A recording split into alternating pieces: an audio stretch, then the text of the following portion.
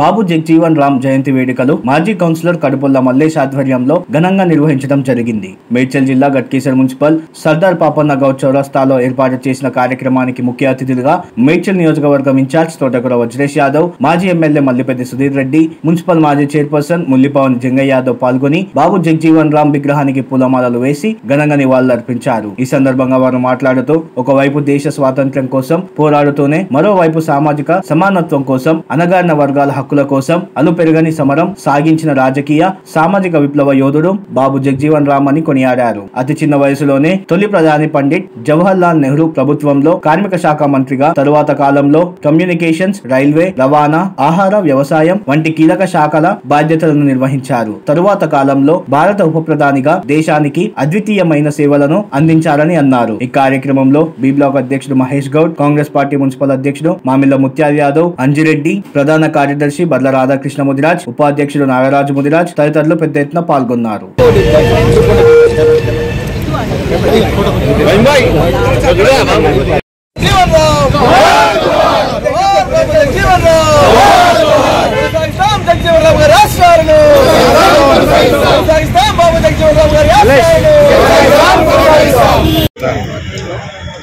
ఉప ప్రధాని బాబు జగ్జీవన్ రామ్ యొక్క జయంతి 107 జరుపుకుంటూ ఇక్కడ సమావేశంగా ఈ సమావేశంలో పాల్గొన్నటువంటి వజ్రేష్ యాదవ్ గారు, అదేవిధంగా మహేష్ గారు, ముత్యాల గారు, బాబు జంగయ్య గారు, రామరెడ్డి గారు, మిగతా పెద్దలందరికీ పేరుపైన అభినందనలు తెలియజేస్తూ బాబు జగ్జీవన్ రామ్ యొక్క ఆశయాలు నెరవేర్చడానికి రాష్ట్ర ప్రభుత్వం కాంగ్రెస్ పార్టీ ఎన్నైనా కృషి చేస్తుంది. అందులో భాగంగా మన దళితులలో ఉండేటువంటి మరి కొన్ని ఇబ్బందులను దూరం చేసడానికి రాష్ట్ర ముఖ్యమంత్రి గారు చొరవ తీసుకొని భారతదేశంలో ఎవరు అమలు చేయనటువంటి కార్యక్రమాన్ని వారు ముఖ్యమంత్రి గారు మన తెలంగాణ రాష్ట్రంలో వర్గీకరణ ఏర్పాటు చేసి మరి అందులో ఉండేటువంటి అన్ని వర్గాలకు న్యాయం చేసేదానికి 15% రిజర్వేషన్ ఇచ్చి అందులో 9% మరి మహిళలకు మరి 5% మహిళలకు 1% ఇతరుల ఉండేటువంటి వారికి ఏర్పాటు చేయడం, ఏబీసీ వర్గీకరణ చేయడం జరిగింది.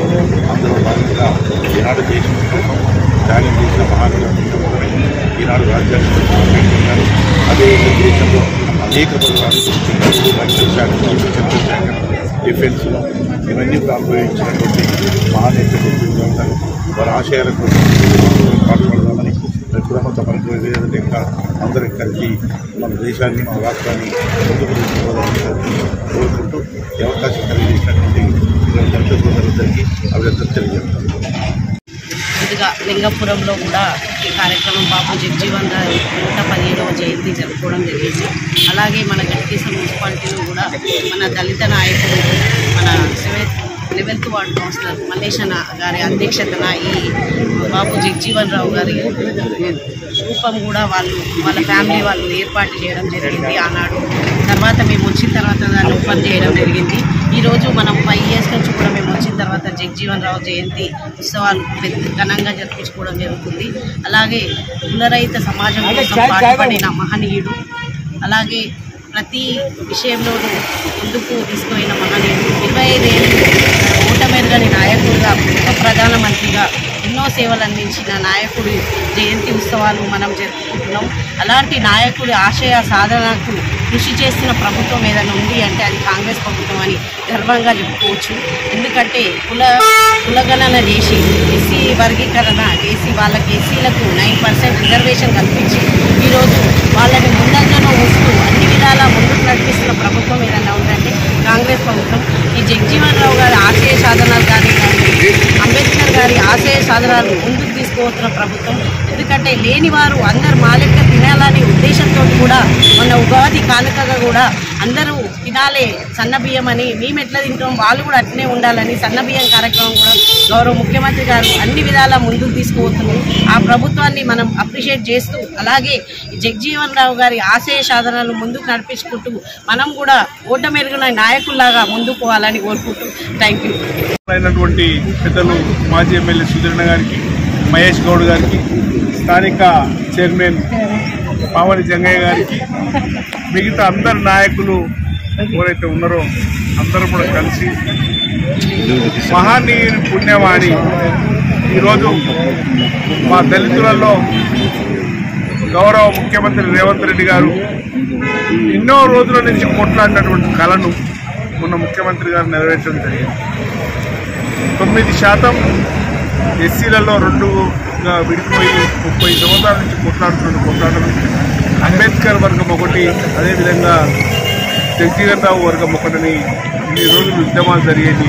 అవన్నీ కూడా మా గౌరవ ముఖ్యమంత్రి గారు ఆయన నాయకత్వంలో ఆయన ఆలోచన చేసి ముఖ్యమంత్రి గారు, డిప్యూటీ ముఖ్యమంత్రి సీఎం గారు రేవంత్ రెడ్డి గారు, అదేవిధంగా పట్టి విక్రమార్క గారు, కాంగ్రెస్ ప్రభుత్వంలో ఉన్న నాయకులందరూ కలిసి కట్టుగా వీళ్ళందరికీ కూడా జరుగుతున్నటువంటి ఇబ్బందిని నెరవేర్చాలన్న ఆలోచనతో రెండింటిని కూడా బైఫర్కేషన్ చేసి మొన్న రాజ్యాంగంలో పొందుపరిచి 9% వీళ్ళకు 5% వాళ్ళకు చేయడం జరిగింది.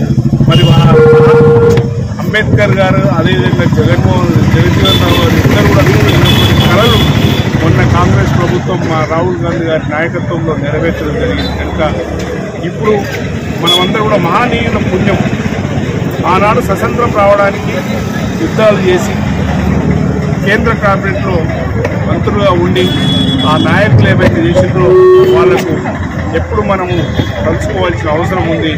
మనకు ఆ రాజు రాసిన రాజ్యాంగం ప్రకారం ఇలా హక్కులు కలుస్తున్నాయంటే ఆ నాయకులందరినీ కొలుసుకోవాల్సిందిగా ఈ అవకాశం ఇచ్చినటువంటి అందరికీ కూడా ధన్యవాదాలు.